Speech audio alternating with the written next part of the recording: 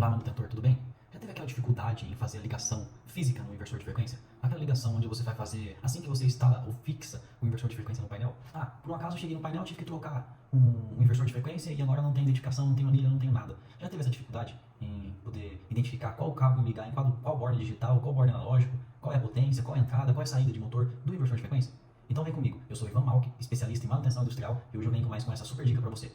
Bom, pessoal, aqui está o diagrama de relacionamento de um inversor de frequência. Eu tenho todas as entradas digitais, analógicas, relés, eu tenho tudo aqui. Tanto a parte de proteção também, o aterramento. Então eu vou mostrar para vocês cada um deles e vamos ter um geralzão aí também da parte de potência. Vou mostrar em uma outra imagem depois, um passo a passo de como identificar e onde ligar em qual borne as ligações de um motor. Vamos lá? Pessoal, esse é o inversor de frequência CFW09 da WEG. Então esse é o diagrama dele, tá bom? É específico do CFW09. Ah, Ivan, mas e outros inversores de frequência? Outros inversores de frequência, a gente terá que buscar outros manuais para eu estar fazendo outra explicação para vocês. Então eu estou levando somente em consideração o CFW09 hoje nessa aula. Bom, pessoal, ó, esse CFW09 conta com 1, 2, 3, 4, 5 entradas digitais. Eu tenho 5 entradas digitais já pré-programadas, pessoal. Então o que seria, Ivan, uma entrada digital? A entrada digital, pessoal, ela é considerada como 0 ou 1. Ela é uma entrada digital fixa, onde ela não tem variação. Então eu mando um sinal positivo ou um sinal negativo. Nesse caso, eu estou mandando um sinal negativo para a entrada digital, que é o meu comum. Então é só uma entrada, pessoal, 0 ou 1. Então aqui, essa simbologia é somente o botão. Eu tenho essa simbologia aqui identificando o botão que eu vou mandar esse sinal. Ah, o botão, como assim, Ivan? Ficou confuso. Bom, pessoal, ó, se eu pegar a primeira informação aqui, na entrada digital D1, ela tem um botão gira e para. O que seria isso, Ivan? Esse seria o botão para habilitar e desabilitar o inversor de frequência e ligar o inversor.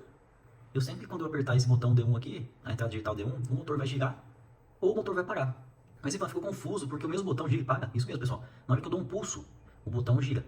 O sentido que é programado. Na hora que eu dou mais um pulso, o botão para. Simples assim. Isso, pessoal, é tudo programado dentro do inversor de frequência. Ah, Ivan, mas se eu quiser fazer funcionamento por duplo botão, eu quero um botão que liga e um botão que desliga. Nesse caso, eu teria que usar duas entradas digitais. Uma entrada digital eu ligo e a segunda entrada digital eu desligo. Isso, pessoal, é possível também. Eu programando e detalhando passo a passo como eu quero que esse acionamento seja executado, eu consigo trabalhar e consigo programar da forma que eu quiser. Por exemplo, eu quero que tenha um botão de emergência ligado em série com o botão de liga, para eu poder usar uma entrada só. Dá também, pessoal. Eu posso gerar uma série de comandos para eu fazer esse tipo de acionamento do inversor, antes mesmo de ter a ideia de quantas entradas eu vou usar. Bom, mas eu quero seguir com vocês o que já vem programado de fábrica. Porque, por exemplo, Ivan, eu não tenho conhecimento para fazer a programação inteira, usar os 400 e poucos parâmetros que existe dentro do inversor da WEG, neste modelo. Ele conta com mais de 400 parâmetros para você programar. Ivan, mas eu não tenho esse conhecimento de tudo esses parâmetros, mas eu preciso partir esse inversor.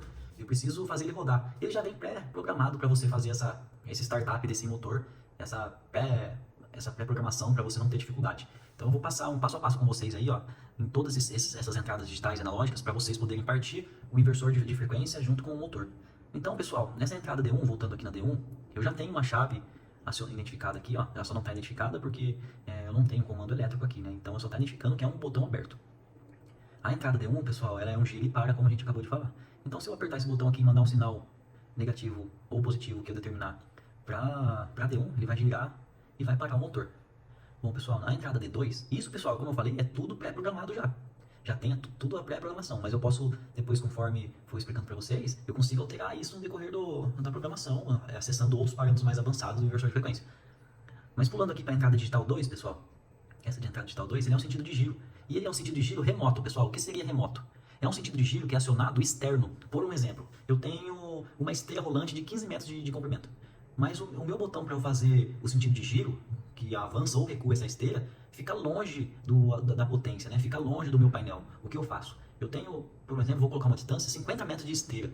Mas eu não posso ir lá no inversor falar para ele que ele vai virar sentido horário ou sentido horário chegando perto do inversor de frequência. Não, eu consigo fazer isso remotamente através de uma entrada digital, através de um sinal. Então sempre que eu acionar D2, pessoal, ela vai mudar o sentido de giro. Então esse sentido de giro é definido remotamente, independente do local que esteja instalado, né, a carga, a potência. Então eu tenho todo essa distância, mas é acionada por uma entrada digital D2. Aí, pessoal, logo após eu tenho a entrada digital D3. D3 e D4, pessoal, ela fica em stand-by ali para você fazer outros tipos de acionamento. Por exemplo, se eu quiser colocar ali uma velocidade fixa, eu consigo usar a botão D3. O que seria, Ivan, uma velocidade fixa? certo momento da minha produção, eu preciso que esse motor atue em certa velocidade, porque na hora que a caixa estiver passando, e ela não pode danificar o que tem guardado dentro da caixa, o que tem armazenado ali dentro. Então essa velocidade fixa não pode ser alterada. Então quando eu fechar essa chave D3 e o meu gigapart estiver acionado, ela vai rodar na velocidade pré-determinada. Mas também, pessoal, não basta somente eu deixar essa função ativada. Eu tenho que falar para o meu inversor de frequência qual é a velocidade que ele precisa para estar mantendo essa função ativa. Então, por exemplo, Ivan, eu quero rodar essa esteira a 50 Hz, bem lenta, para não ter o risco de danificar o que tem dentro. Nesse caso, eu vou lá e programo, só que esse parâmetro já é um parâmetro mais avançado, eu vou lá e programo em 50 Hz na minha segunda velocidade e eu ativo aqui. Eu ativando a entrada D3 para a segunda velocidade, ela já está programada. Quando eu acionar, ela vai girar em 50 Hz. A entrada D4, pessoal, é a mesma coisa, ela fica livre ali para você fazer qualquer função. Já a entrada D5 é uma entrada jog, e é uma entrada jog remoto. O que seria essa entrada jog remoto? É uma velocidade fixa também pré-determinada por vocês, por nós. Aí eu apertar um botão e segurar, e ele manter essa velocidade por um tempo determinado até que você não solte mais o botão. O que seria isso, Ivan? Ela é usada muito, pessoal, colocando ali em chão de fábrica para vocês. Suponhamos que precisamos passar um filme em uma máquina, mas essa máquina ela não pode rodar, ela não pode passar o filme dentro dela, ela não pode passar esse material com a velocidade real. Por quê? Porque ela pode causar um desconforto, ela pode causar um acidente ali para o operador, ela pode causar algum acidente para quem está operando a máquina. Então eu preciso passar esse material com uma velocidade baixa. E essa velocidade baixa é definida por jog. Por quê? Porque eu fico apertando o botão, enquanto eu fico apertando o botão na velocidade baixa, pré-estabelecida pelo time de manutenção ou pelo corpo de gestão da fábrica, eu consigo passar o filme ou o material ali em cima nessa máquina e não ter esse risco de sofrer um acidente. Então ela já é pré-estabelecida. Mas não é fixa, pessoal. Eu consigo mudar também. Não quero que o jog fique na entrada D3. Ou a entrada D5 queimou. E eu quero usar a função D3 como jog. Eu consigo, pessoal. Eu consigo fazer essa alteração também. A entrada D6 é a segunda rampa. É uma segunda rampa de aceleração. Lembra quando eu falei que para vocês que em D3 eu poderia usar a segunda rampa de aceleração? Ela já é pré-definida aqui em D6. Então é somente eu colocar o RPM e eu definir o momento que ela vai atuar. É só isso, pessoal. Aqui eu tenho os dois comuns de entradas digitais. Eu tenho em comum. E essa identificação de 7 e 9 é justamente um fiozinho. Ela sai um fiozinho físico do inversor, conecta do board 7 ao board 9. Então todos os inversores que você pegar, ele vai vir assim com uma conexãozinha externa. Tá bom? E se por acaso não tiver, você precisa fazer essa conexãozinha aqui. Coloca um fio, interliga um fio do 7 no 9 e está pronto para fazer o acionamento. O acionamento GND do board 10, ele vai sair do board 10, ele vai lá para sua linha, lá para o seu painel, vai passar pela sua botoeira, de onde quer que seja, pessoal, de onde quer que ela esteja, ela vai sair o sinal do GND, que é o board 10, vai passar pelo contato do seu acionamento, chave, sensor, fio de curso, qualquer coisa que seja, que consiga chavear o sinal, e esse sinal vai para as entradas digitais. Então ele sai do 10 e faz esse paralelo aqui para poder fazer o acionamento. E eu tenho um potenciômetro, aqui eu tenho um potenciômetro. O que seria isso? Bom, aqui eu tenho duas formas de acionamento de um motor. Usando uma forma analógica, que eu uso 4 entradas do inversor, 2 entradas e 2 saídas. Ou eu posso fazer também de outra forma, que eu vou explicar para vocês assim que eu terminar essa explicação, pessoal. Bom, se eu pegar um potenciômetro hoje, ele tem 3 conexões, ele sai 3 polaridades para a gente com opções de cabo. Então eu vou pegar uma perninha do potenciômetro, vou jogar uma referência positiva em uma perna do potenciômetro. É lógico, pessoal, que eu estou falando aqui, mas vocês têm que ter o conhecimento de potenciômetro. Eu tenho que saber qual que é a perna ajustável, qual que é a perna que eu recebo o sinal e qual que é a perna que eu emito o sinal depois de regulado. Aqui eu vou falar para vocês como vocês entendessem. Mas se caso vocês tiverem dúvidas sobre o que é o potenciômetro, eu posso depois explicar para vocês também em um vídeo mais curto o que seria o potenciômetro. Mas eu acredito que vocês tenham esse conhecimento. Bom, sai uma referência do inversor do board 11. Tá vendo, pessoal? Referência positiva para o potenciômetro. Ele sai, ele vai coletar essa tensão, é uma tensão de 0 a 10. Tá vendo, pessoal? Pode ser uma tensão de 0 a 10 aqui, ó. Ou pode ser uma tensão também, uma corrente de 0 a 20 mA ou 4 a 20 mA. O mais usado é de 0 a 10 volts. A gente controla a velocidade do motor por tensão. Então vai sair aqui 10 volts, vai pegar, aqui ele retorna o regulável. Então depois que eu regulo a velocidade que eu quero, eu tenho retorno de tensão aqui de 0 a 10 volts. E aqui eu tenho o meu comum, que ele sai uma referência negativa. Então eu tenho a minha referência negativa jampeando aqui. Mas, Ivan, você falou para mim que tinha 3 cabos, 3 polos no potenciômetro, aqui tem 4 fios.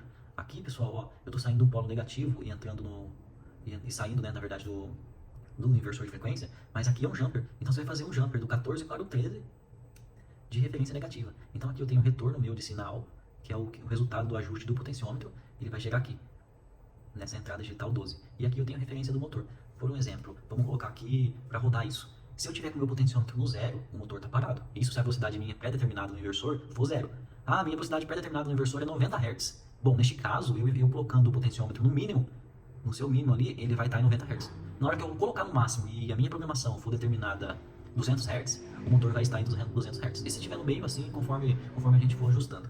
Bom, essa é a forma de acionamento analógico. Mas eu tenho a forma de acionamento digital. Como é isso? Bom, aqui eu tenho um potenciômetro. Mas eu posso usar, voltando aqui, ó, eu posso usar essas duas funções para a gente fazer o aumento e a diminuição de velocidade. Como assim? Agora ficou mais confuso, Ivan. Aqui eu tenho uma alimentação de velocidade analógica, mas aqui você me passou que era digital. Como que pode ser feito isso? Eu entro no parâmetro e vou selecionar que a minha entrada D3 e a minha entrada D4, eu vou especificar que a D3 ela é uma entrada digital para eu aumentar a velocidade. E o D4 é pré-determinado para eu diminuir a velocidade. E como é feito isso, Ivan? 2 botões. Aí no mercado, pessoal, eu tenho vários tipos de acionamento. Eu tenho um botão padrão de 22mm, que ele tem 2 botões em um só. Eu acredito que vocês até tenham se deparado com isso já no chão de fábrica ou em alguma loja de material elétrico. Ele é um botão que ele aumenta a velocidade com a simbologia e cor verde, e ele diminui a velocidade com a simbologia e cor vermelha. Então no mesmo botão, ele é dupla ação. Ele tem um contato que eu aperto para aumentar a velocidade verde e um contato que eu aperto para diminuir a velocidade vermelho. Então, no mesmo bloco, eu tenho esses dois acionamentos. E aí o pessoal usa muito para fazer esse aumento e diminuição de velocidade através dessa entrada digital. Hoje o pessoal tem trabalhado muito com esse tipo de acionamento e tem deixado um pouco o potenciômetro de lado. Devido à falta de aterramento ou até mesmo algum surto na linha, algum ruído, é usado a entrada digital para estar fazendo esse tipo de acionamento. Bom, pessoal, logo abaixo eu tenho o RPM fornecido pela saída analógica do inversor de frequência. O que seria isso, Ivan? Bom, se eu pegar um iter e colocar no polo 17 e no borne 18 do nosso inversor de frequência, esse aqui, pessoal, ó, A01, A1 e o GND. Aqui, pessoal, eu tenho um 0 a 10, ó, fornecido um 0 a 10 para a gente acionar qualquer tipo de outra carga. O que seria isso, Ivan? Aqui, ó, o 10, por exemplo, se a gente determinou que a velocidade máxima do nosso motor é de 200 RPM, quando ele atingir 200 RPM, ele vai estar com 10 volts. Ah, mas e a velocidade, a menor velocidade? Lembra, pessoal, a gente determinou que a menor velocidade é 90 Hz. Então, em 90 Hz, ele vai estar com 0 volt. Então, ela tem essa ajuste de 0 a 10 volts. A gente pode trabalhar aqui com qualquer coisa, pessoal. Eu posso colocar um outro inversor de frequência para estar fazendo o acompanhamento desse. Então, como seria isso, Ivan? Por um exemplo, eu vou ter 2 inversores de frequência, mas somente um botão de liga. Eu tenho somente um botão de liga aqui, mas eu tenho 2 inversores de frequência na linha. Como é feito isso? Eu aciono esse inversor de frequência e automaticamente a referência de velocidade não vai ser nem por digital e nem por potenciômetro. A referência digital vai vir da saída do inversor de frequência. Mas ela vai entrar onde, Ivan? Ela vai entrar na entrada analógica sem função pré-programada, ou você entra como se fosse um potenciômetro. Tem as duas funções para você estar fazendo o tipo de acionamento. Ela é mais usada, pessoal, na entrada analógica sem função. Porque aí eu programo ela para ela estar recebendo essa entrada analógica de 0 a 10. E, pessoal, ela funciona da seguinte forma. Quando eu ativar o primeiro inversor de frequência, ela vai começar, por exemplo, ela começou a rodar a 90 Hz mínimo. Ela vai estar mandando, vamos supor, 0 volt. Quando eu estiver recebendo 0 volt, o motor vai estar em stand-by. Vai estar parado esperando o sinal. Na hora que você começar a aumentar, tiver aquela rampa de aceleração, aí o motor vai começar a receber, o inversor vai começar a receber a tensão analógica e vai começar a acionar o seu segundo inversor. É isso, pessoal. Basicamente é isso. Esses relés aqui embaixo são usados para qualquer tipo de acionamento. Geralmente a gente não usa. Pode ser para acender uma lâmpada, pode ser para ligar um outro comando, pode ser para partir um outro acionamento, pode ser para derrubar algum outro acionamento. E isso ele disponibiliza para você 3 saídas a relés. Então ela tem uma corrente aí pré-estabelecida de 1 A e a tensão de contato é de 240 volts. Bom, pessoal, sobre comandos e acionamentos, é isso que eu tinha para falar para vocês. Agora eu vou falar sobre um pouquinho de acionamento de carga, qual borne usar. Aqui, pessoal, eu tenho uma linha trifásica RST, eu tenho uma chave seccionadora, que é onde eu fecho ela para poder mandar o sinal de alimentação para o inversor. Eu tenho um fusível de proteção, esse fusível que geralmente é NH, aquelas chaves seletoras, então eu tenho um fusível NH de proteção. Eu tenho esse PE, que é o aterramento, e eu tenho os bornes de conexão do inversor. Eu tenho aqui o borne de aterramento, eu tenho o borne R, tenho o borne S, o borne T, o borne U, o borne V, o borne W e mais um aterramento.